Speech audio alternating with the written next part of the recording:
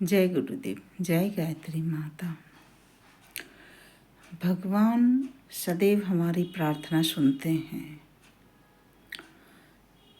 भगवान सदैव हमारी प्रार्थना सुनते हैं। सिर्फ हमें धैर्य रखना पड़ता है, तब जाके वो कहीं उसका रिजल्ट दे पाएंगे। पर हमारे पास, इंसानों के पास धैर्य नहीं होता है।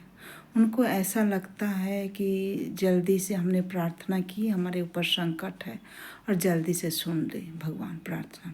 जिस तरह से हम मोबाइल में जब बात करते हैं और जल्दी ही सामने वाला सुन लेता है या फ़ोन उठा लेता है, ठीक उसी तरह हम भगवान को भी समझते हैं कि हमने प्रार्थना की और भगवान जल्दी से हमारी प्रार्थना सुन ले। पर ऐसा नहीं है। भगवान प्रार्थना हर पल सुनते हैं, पर वो सही समय के इंतज़ार करते हैं कि कब क्या हमें देना है। क्योंकि हमारी आकांक्षाएं बहुत ज़्यादा होती हैं। हमारी अगर एक इच्छा पूरी होती तो हम दूसरे में चले जाते हैं, दूसरा है तो तीसरे में चले जाते हैं। ठीक इसीलिए भगवान सुनते तो हर चीज़ को है, पर देने में थोड़ा सा विलम्ब होता है। क्यों? क्योंकि वो सही समय का इंतज़ार करते हैं। जैसे बच्चा जब रोता है और किसी भी खिलौने के लिए, किसी भी चीज़ के लिए जिद करने लगता है, तो माँ तुरंत उसको नहीं देती है, क्योंकि माँ उसको पहले देखेगी कि ये बच्चे के हित में है या अनहित में है। अगर हित में है तब वो दे देंगी, और अगर उससे नुकसान होगा तो माँ बच्चे को नहीं देगी, क्योंकि बच्चे तो अबोध बालक होते हैं। ठीक उसी तरह से हम इंसान भी अबोध हैं। हमारे सामने जो चीज़ आ जाती है उसी को हम सही मान लेते हैं, और ये लगता है कि बस ये मिल जाए तो हमारी समस्याओं का समाधान हो जाएगा। इसीलिए हम भगवान से जल्दी जल्दी अपनी प्रार्थनाएं लगाते रहते हैं। पर भगवान जब सुन लेते हैं तो ऐसा लगता है कि सब कुछ मिल गया। जब भगवान देने में देर कर देते हैं तो ऐसा लगता है जैसे भगवान धरती पे है ही नहीं है। पर ऐसा नहीं है।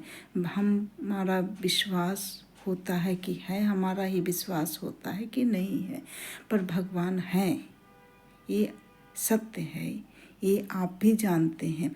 सिर्फ जब हमें क्रोध आ जाता है तब हम भगवान से विश्वास अपना उठा लेते हैं कि भगवान नहीं है।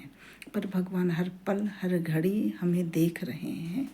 ये खाली हमारे सोचने और समझने की नज़रिया होता है कि हमको लगता है कि भगवान नहीं देख रहे हैं, भगवान नहीं सुन रहे हैं। भगवान हर पल सुन रहे हैं, हर पल देख रहे हैं। सिर्फ देने के समय सही आने पर ही भगवान हमें अगर कुछ चाहिए तो वो देगा। जल्दी जल्दी वो नहीं देंगे। इसके लिए किसी को भी परेशान होने की ज़रूरत नहीं है। अपने मन में काबू रखिए, अपने विवेक और बुद्धि को जागृत करिए, धैर्य रखिए, विचलित मत होइए, क्योंकि अगर विचलित होंगे तो बहुत जल्दी बहुत कुछ बिगड़ जाता है और आदमी संभाल भी नहीं पाता है। इंसान हमेशा गलती करने के बाद ही पछताता है। गुस्से में हम भगवान को बहुत सारी चीज़ें कह देते हैं कि भगवान की हमने इतनी पूजा की, इतना पाठ किया, इतना माना, इतना सब कुछ किया, फिर हमारे जीवन में इतना दुख और इतनी तकलीफ़ें क्यों हैं। दुख और तकलीफ़ आना या ना आना ये तो हमारे कर्म के हिसाब से ही तय होता है। पर अगर हमारे जीवन में दुख या तकलीफ़ है तो भगवान से यही कहें कि अब आगे के रास्ता आप बताइए कि अब मुझे आगे क्या करना है और कैसे करना है। ना तो विचलित होइए, ना ही भगवान को कोसिए। भगवान ना तो दुख देता है ना ही सुख देता है। हम अपने कर्मों से ही सुख भी पाते हैं और दुख भी पाते हैं। सिर्फ हम उस चीज़ को समझ नहीं पाते हैं और लगता है कि भगवान सब कुछ कर रहे हैं। नहीं, भगवान कुछ भी नहीं कर रहे हैं। भगवान कुछ भी नहीं कर सकते हैं। आपको सांत्वना दे सकते हैं, आपके अपने होने का आपको महसूस भी करा सकते हैं। पर जब कोई विकट संकट आ जाए तो सहारा बन जाएंगे, पर आपके कष्टों को नहीं काटेंगे। आपके कष्टों को आपको स्वयं ही काटना पड़ेगा। पर थोड़ा सा धैर्य और विश्वास रखना पड़ेगा। जब धैर्य और विश्वास दोनों साथ में होंगे तो भगवान कभी डगमगाने नहीं देंगे और बहुत जल्द ही आएंगे। सिर्फ इंसान को इंतज़ार करना पड़ेगा। सुख की घड़ी तो जल्दी बीत जाती है और दुख की घड़ी नहीं बीतती है। इसीलिए हमें लगता है कि भगवान हमारी बातें नहीं सुन रहे हैं, पर भगवान सुनेंगे। सिर्फ आप धैर्य रखिए, अच्छी पुस्तकें, अच्छी किताबें पढ़िए, सद्ज्ञान लाइए।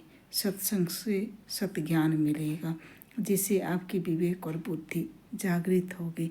जिस तरह से आपके जीवन में अगर खुशियाँ आती हैं तो आप खुश हो जाती हैं, बहुत जल्दी हर पल बीतता चला जाता है। ठीक उसी तरह से दुख की घड़ी में भी आप धैर्य रखिए। जब धैर्य रखेंगी तो ये पल भी कट जाएंगे। अगर सुख के पल कट जाते हैं तो दुख के भी पल कट जाएंगे। पर सुख सबको अच्छा लगता है, दुख किसी को नहीं अच्छा लगता है। जो दुख से जीना सीख लेता है उसके जीवन में सुख और दुख का कोई मोल नहीं होता। वो दुख में भी खुश रहेगा और सुख में भी खुश रहेगा। उसके लिए दोनों पल एक समान हो जाएंगे। ना तो वो दुख से दुखी होगा, ना खुश से खुशी होगा। हमारी तो आप सबसे प्रार्थना यही है कि भगवान से जैसे आप प्रार्थना करते आ रहे हैं हमेशा करते रहिए। ये मत सोचिए कि भगवान हमको क्या देगा और क्या नहीं देगा। वो देगा, वो अवश्य देगा, पर सही समय आने पर ही देगा। जय गुरुदेव, जय गायत्री माता।